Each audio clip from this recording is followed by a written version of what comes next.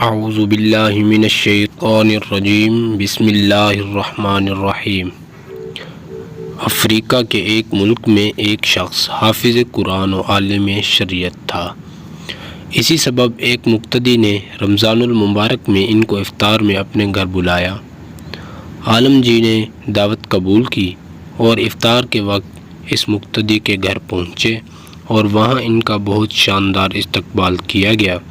افطار کے بعد عالم دین نے میزبان کے حق میں دعا کی اور واپس چلے گئے۔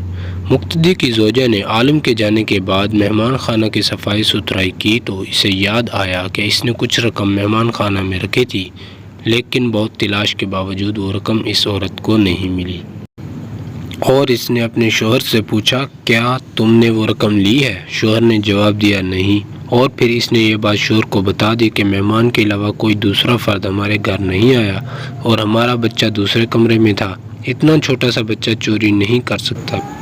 بالآخر دونوں اس نتیجے پر پہنچے کہ رقم مہمان نے چوری کی ہے، اور یہ سوچتے ہوئے میزبان کے غم و غصہ کی انتہا نہ رہی کہ ایسا کیسے ہو سکتا ہے کہ ہم نے اتنے عزت و احترام کے ساتھ اپنے گھر بلایا اور انہوں نے یہ غلط کام کیا۔ اس شخص کو قوم کے لیے نمونہ ہونا چاہیے تھا، نہ کہ چور ڈکیت۔ غم و غصہ کے باوجود اس شخص نے حیا کے مارے اس بات کو چھپا لیا، لیکن عالم سے دور دور رہنے لگا تاکہ دعا سلام نہ کرنی پڑے۔ اسی طرح سال گزر گیا اور پھر رمضان آ گیا، اور لوگ پھر اسی محبت و جوش و جذبے کے ساتھ عالم دین کو اپنے گھر افطار کے لیے بلانے لگے۔ اس شخص نے اپنی زوجہ سے کہا، ہمیں کیا کرنا چاہیے؟ مولانا صاحب کو گھر بلائیں یا نہیں؟ زوجہ نے کہا، بلانا چاہیے، کیونکہ ممکن ہے مجبوری کے عالم میں انہوں نے وہ رقم اٹھائی ہو، ہم انہیں معاف کر دیتے ہیں تاکہ اللہ کریم بھی ہمارے گناہ معاف فرما دے۔ اور پھر اس شخص نے مولانا صاحب کو اسی عزت و احترام کے ساتھ اپنے گھر افطار پر بلایا، اور جب افطار وغیرہ سے فارغ ہو گئے تو میزبان نے مہمان سے کہا، جناب آپ متوجہ ہوں گے کہ سال بھر سے آپ کے ساتھ میرا رویہ بدل گیا ہے۔ عالم نے جواب دیا، ہاں، لیکن زیادہ مصروفیت کی وجہ سے میں تم سے اس کی وجہ معلوم نہ کر سکا۔ میزبان نے کہا، قبلہ میرا ایک سوال ہے اور امید ہے آپ اس کا واضح جواب دیں گے۔ پچھلے سال رمضان المبارک میں میری زوجہ نے مہمان خانہ میں کچھ رقم رکھی تھی اور پھر وہ رقم اٹھانا بھول گئی، اور آپ کے جانے کے بعد رقم ڈھونڈنے کے باوجود ہمیں نہیں ملی۔ کیا رقم آپ نے لی تھی؟ عالم دین نے کہا، ہاں میں نے لی تھی۔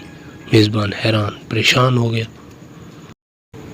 عالم جی نے اپنی بات جاری رکھتے ہوئے کہا، جب میں مہمان خانہ سے جانے لگا تو میں نے دیکھا کاؤنٹر پر پیسے رکھے ہوئے ہیں، چونکہ تیز ہوا چل رہی تھی اور نوٹ ہوا سے ادھر ادھر اڑ رہے تھے، لہٰذا میں نے وہ نوٹ جمع کیے اور میں نے وہ رقم فرش کے نیچے یا کہیں اور نہیں رکھ سکا کہ ایسا نہ ہو تم ڈھونڈ نہ سکو۔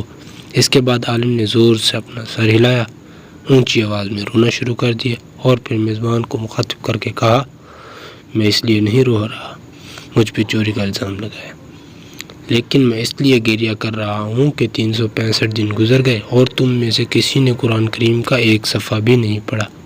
اگر تم قرآن کو ایک بار کھول لیتے تو تمہیں قرآن میں رکھی رقم مل جاتی۔